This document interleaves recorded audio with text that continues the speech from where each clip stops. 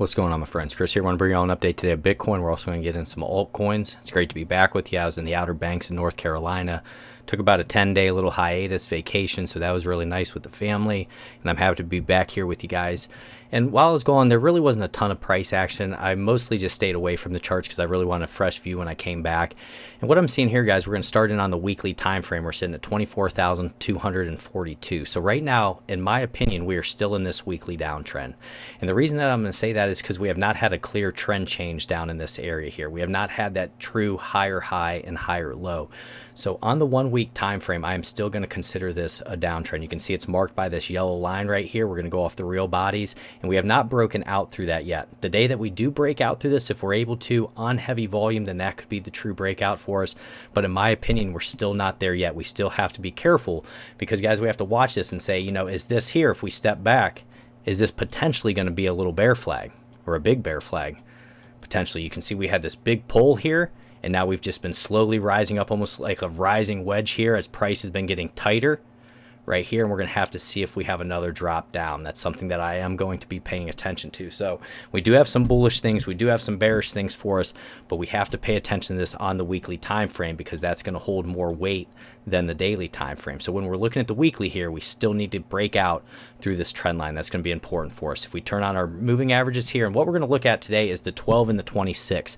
So this is going to be the same setting as the MACD, and what you can see is that we're running into this 12-week moving average right here, and it's acting as overhead resistance. So we would need to break through that and then try to get through this 26 as well, and that's going to be up around 29,772. And the difference is, guys, when you're looking at this on the weekly, you can see when we're in an uptrend here, how this 12 really supports price really well all through this, as well as that 26, you stay up above it. Then when you're in these downtrends, you can see how it acts as pretty strong resistance. I mean, back in this area, we got up above the 26 for a second, then we had a bearish engulfing, we just got pushed down to the downside there. So we are trading below our 12 and our 26 moving average on the 1 week time frame. Now, if we get into the 1 day, we take a look at this. And also, guys, if you get some from these videos, don't forget to like, subscribe, hit that notification bell. Great to be back with you. Main thing I'm going to be looking for Bitcoin here on the 1 day time frame, we want to keep holding these higher lows. And guys, just to give you an example, I'll take it off once I'm done.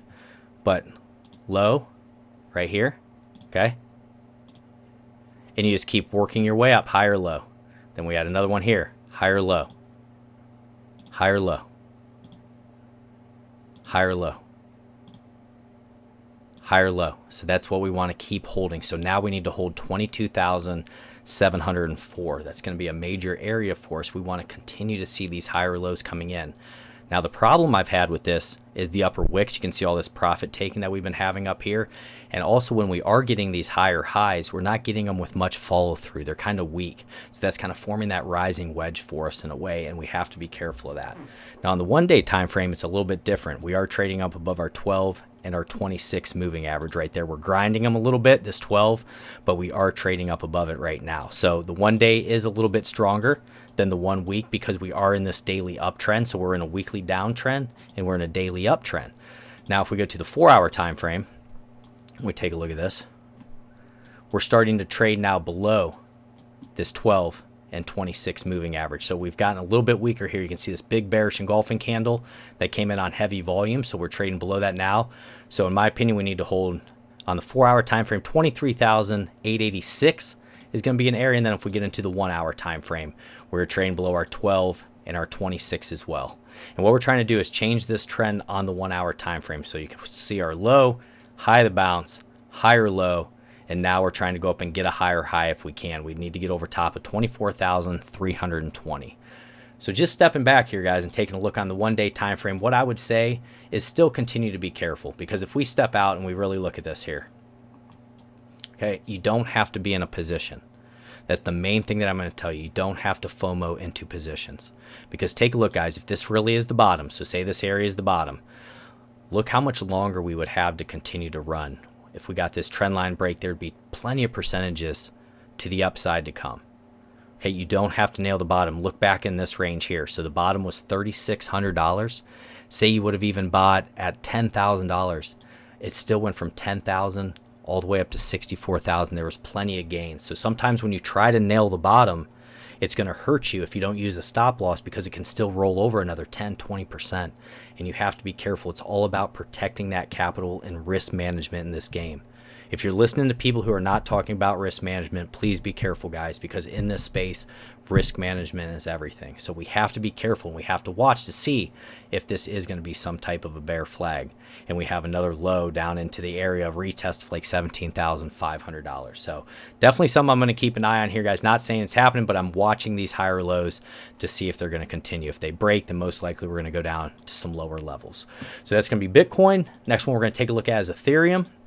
And these ones we're just going to look at on the one day time frame, so I can rip through them quick for you. So on the 1 day time frame, still trading below this trend line right here. So that's going to be an important area for us.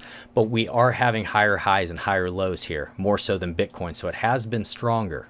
Okay, so you can see higher low, higher low, higher low, higher low. So we would want to hold about $1,648 right in that range. We wouldn't want to drop back below that, because then we start most likely to get into that daily downtrend, and we don't want to get into that area right now, guys. We want to continue to have this move to the upside.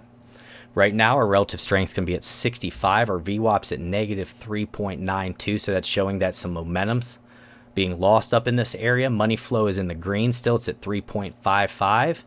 And then we are having a red dot coming in here. So just showing a little bit of a sell signal here on our cipher.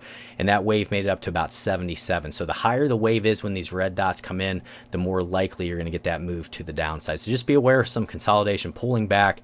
Definitely could happen a little bit more for Ethereum. So keep an eye on those levels. We need to get up above about $2,038. If we did get up above that, then that could open the door up to about $2,200 or higher. So that's going to be Ethereum. Next one we're going to take a look at is ADA. All right, ADA is just a little bit different here. It almost looks like it's trying to form this rounded bottom down in this range here. And that's what we want to continue to see defended. And that support area is going to be right at around 40 cents. So we do not want to drop below 40 cents for ADA, because that could show some lower levels. We want to continue to see this round out and get those higher highs and higher lows. So coming out of here, push up. This is what we're looking for, guys. We want to change that trend. Just how we've been in this downtrend with lower highs and lower lows for over a year. We want to get this trend changed so that we can start fighting back up to some of those higher levels for ADA. So we're going to say 40 cents is a huge support level for us. Zoom in a little bit more here. I would say 40 cents, then it's going to be around that 45 cents, 48 cents. Then I would say even up to about that 54 cents. Those are going to be your support areas in terms of overhead resistance. We need to get over 60 cents. If we can crack 60 cents, then we're going to be looking up to about 67 to 70 cents. And this is the area here, guys. If we can get over 68 cents, we could have a nice area to run up to about 90 cents, because you can see how far and fast we dropped on this side. Many times you can make it up on the backside, but all this is going to be dependent upon Bitcoin. If Bitcoin can continue to keep moving to the upside, because we know it's the driver of the market here. But just looking to see if this rounded bottom can play out, see if we can hold that 40 cents and maybe get this trend turned around there. So that's going to be ADA. Then the next one we're going to take a look at is Litecoin.